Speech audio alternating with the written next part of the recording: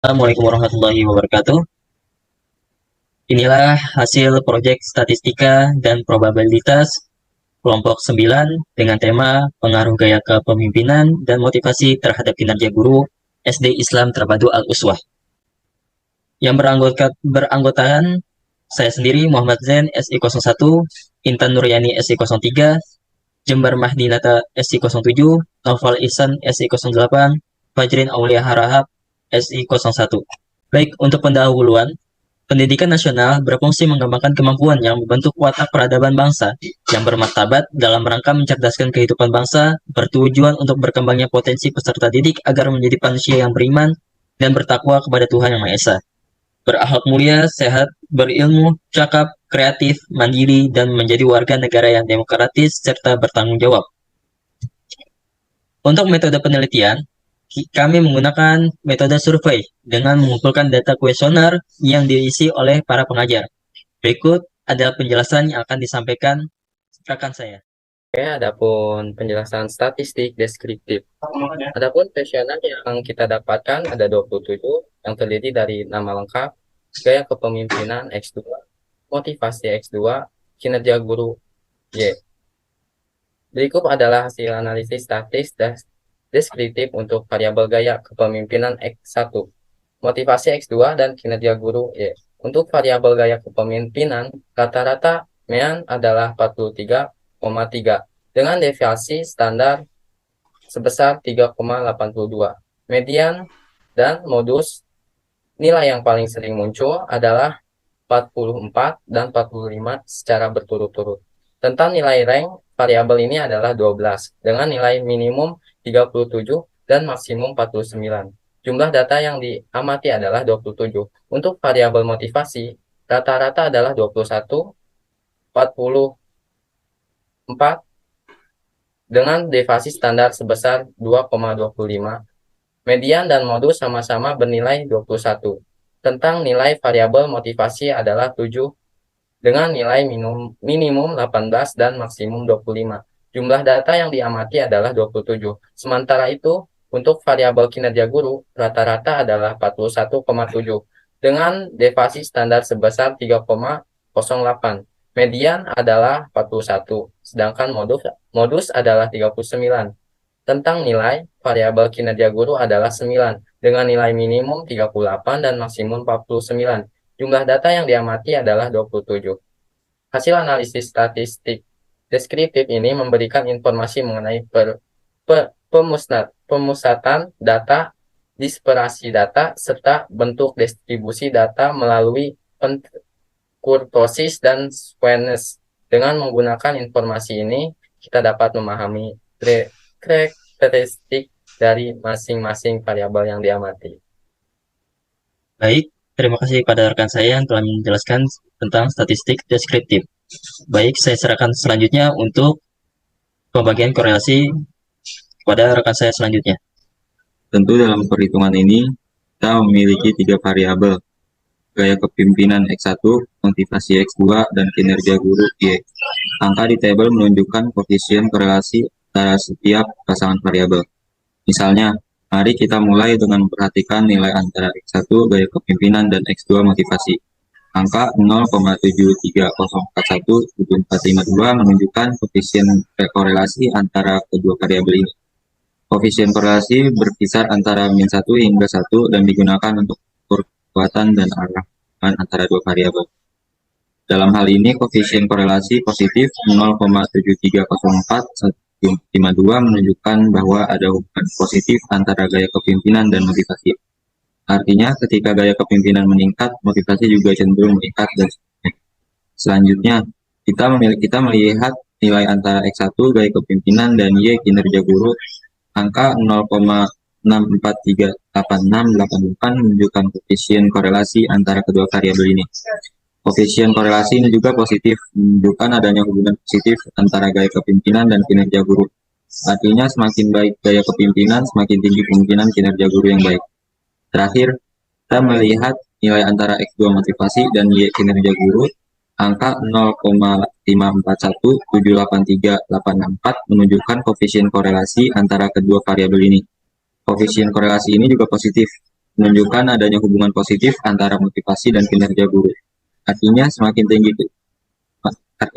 tinggi tingkat motivasi, semakin tinggi kemungkinan kinerja guru yang baik.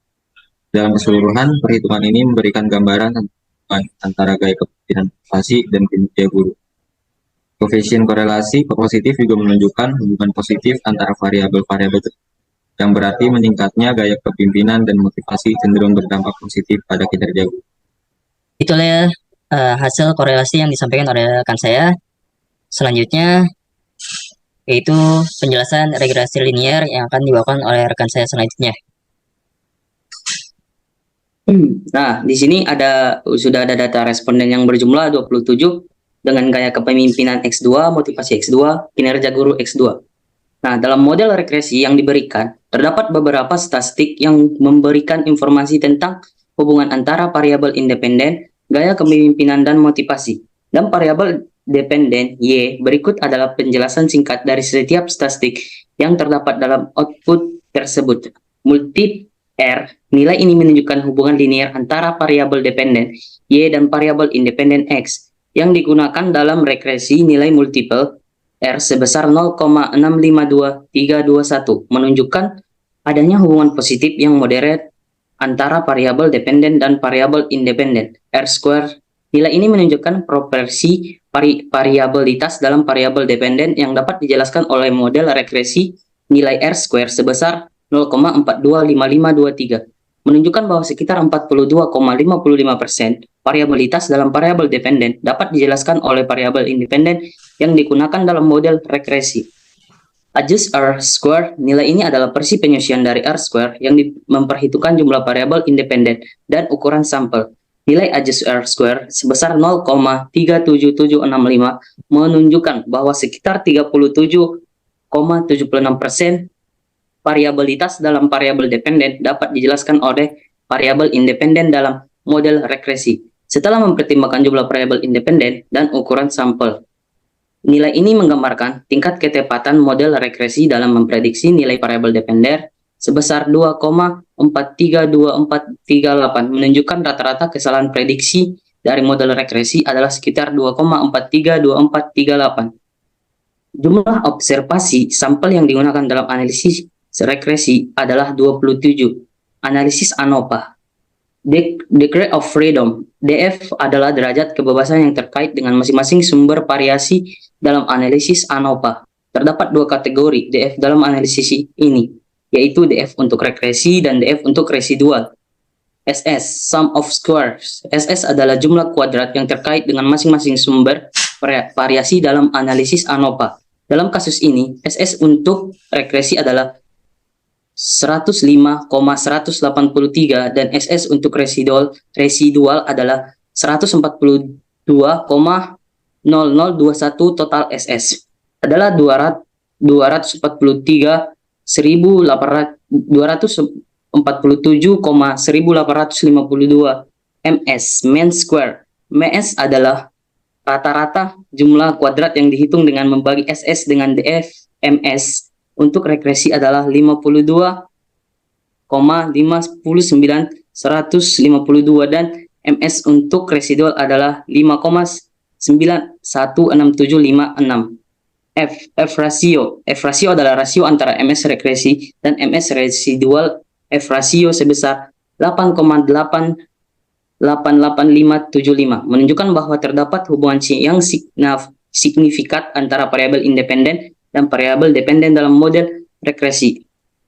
Significance F. Nilai signifikansi F menunjukkan tingkat signifikansi dari F rasio dalam menguji hipotesis 0 bahwa tidak ada hubungan antara variabel independen dan variabel dependen. Nilai signifikansi F sebesar 0,001292 menunjukkan bahwa F rasio adalah signifikan secara resmi. Udah. Begitu penjelasan regresi linear.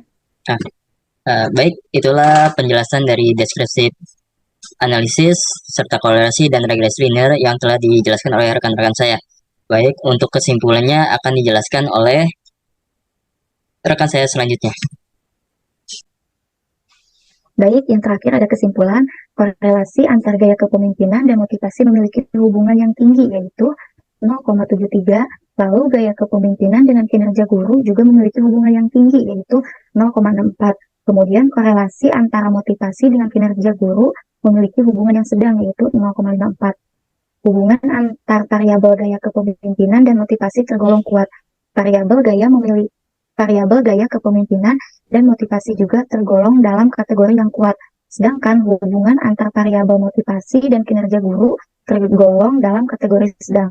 Analisis regresi linier berganda menunjukkan variabel kinerja guru mempengaruhi pada gaya kepemimpinan dan motivasi dengan koefisien determinasi dalam kurung R2 sebesar 42%.